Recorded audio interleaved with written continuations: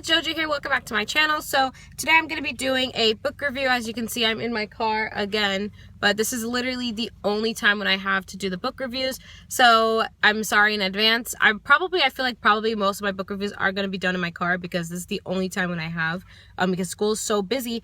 But anyway, so today I'm going to be talking about Edwidge Danticat's Breath, Eyes, Memory. I'm going to try to make this a very, very brief book review just because it's not a long book. But basically this book basically tells a tale of a Haitian girl who basically leaves Haiti. She's very close to her aunt, and she lives with her aunt, and she doesn't have a relationship with her mother, who went to the United States to have to be able to get work and send money to Haiti so that they can live a little bit better. And basically when she reaches, I believe, the age of 7, her mom asks the aunt that, okay, now I'm ready, please send my daughter to the United States because she can have better opportunities in United States. And so that's what she does. It's very hard. You can tell just from the beginning like how strong the connection is with the aunt and her niece. So it's very, very hard for her to let her go to her mother, but that is her mother at the end of the day. And so she sends her to New York, and she knows that she'll have better opportunity in terms of education and all that stuff. So basically she goes to the United States. She ends up living with her mom. And so she has this kind of growing relationship with her mother that courses throughout this book. And it kind of becomes tragic because when you don't have a relationship, when there's a relationship that has to kind of grow from unconventional circumstances, it could put a strain and on that relationship. But what Edwidge does so well is kind of showing that even though that time was lost, she still kind of over time still had that relationship with her mother, even through very, very detrimental means, and how strong a mother and daughter bond can be. So this part of the book review is going to be spoiler free, so I'm going to stop it here. If you guys I would highly suggest to read this book. It is amazing. It is very true in terms of understanding Haitian culture and understanding the struggles that especially Haitian women have to deal with on a day-to-day basis, and the reality of living in a third world country where has very limited resources, and for a better life to come to the United States, and of immigrant families. And it hit me very close to home because, as you guys know, my parents are Haitian. I am Haitian American. I was born in Miami. But I kind of got a deeper understanding of, I think, some of the realities that my parents had to deal with and my extended family, and it made me closer to my culture in a way. Edwidge Danticat is one of my favorite writers. I've met her recently. She's an amazing, humble woman, and I think that her writing really shows the brightness that's in her, and that amazing talent to kind of make emotion so poignant. I think that can transcend culture and race. And so so I gave this book 5 stars on Goodreads. It's amazing. I highly suggest you guys read it. But anyway, so this part is spoiler free, so if you guys don't want to be spoiled about what happens in this book, I would suggest you stop now.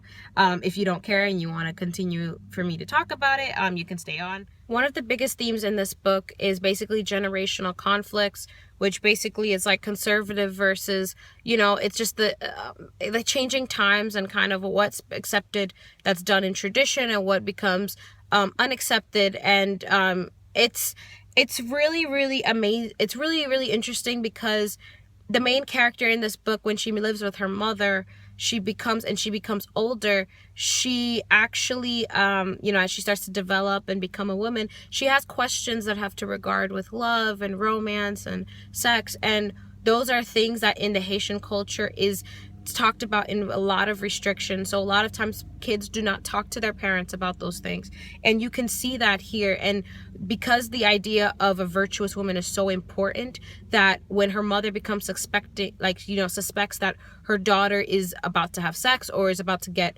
she's in love with him, and she basically figures out that her daughter's in love with the man. She never knows who the man is because the daughter keeps that from her, but the daughter basically, you know, she basically checks the daughter every night to make sure she's a virgin. And, you know, you guys can kind of know how she does that.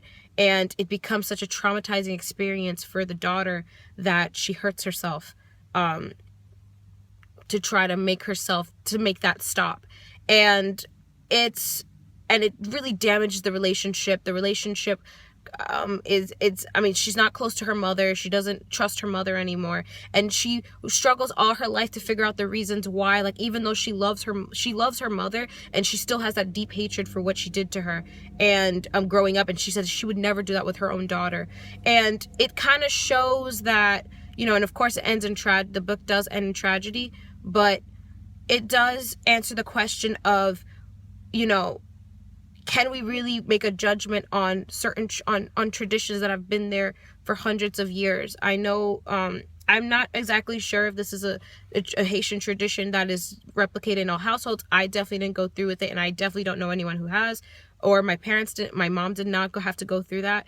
But I don't know if it's a regular in Haitian culture.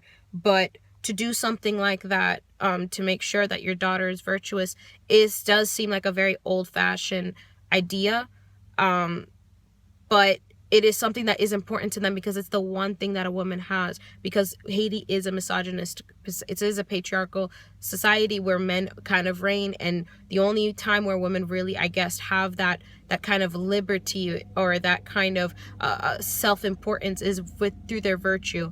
And so it's really interesting, and it was so enlightening to read. And it did get me, like, very, very deeply. Apparently this book was, I think it was on the Oprah's, the O Club, like the O Book Club. And, yeah, this is one of Edwidge's best work, to be honest with you. I really love this book, and it really struck a chord with me, as a woman, as a Haitian American woman. And, yeah, it definitely asks, you know, it's a lot of questions on, can we really judge on what's done traditionally? Is it right or is it wrong? Even though people have been hurt by this is something that is done because they're looking after the well-being of their family, their daughters. They're doing it with the best intentions. But even if it psychologically hurts them, can we really judge that as wrong or morally incorrect? So yeah, so that's my review on Breathi's Memory. I highly suggest that you guys check it out and read it. Let me know in the comments below if you guys read it, or if you read any of Edwidge's other works. If you have any suggestions for Caribbean literature, I'm actually looking for more books on Caribbean literature. It could be Danticat or other writers, I don't mind. But just let me know in the comments below. And if you guys like this book, what were your reactions when you read it? You know, what I kind of want to know what you guys think. So anyway, that's all for today. Thank you guys so much for watching. And oh, by the way, the book I'm currently reading, and I'm actually almost done, hopefully I'll have that review for you this week as well, is Perks of Being a Wallflower, which I love it so far. I'm so excited to get that review up for you guys. So I'm almost done. I think I have 50 pages left. So yeah, so I'll let you guys know then. All right, bye.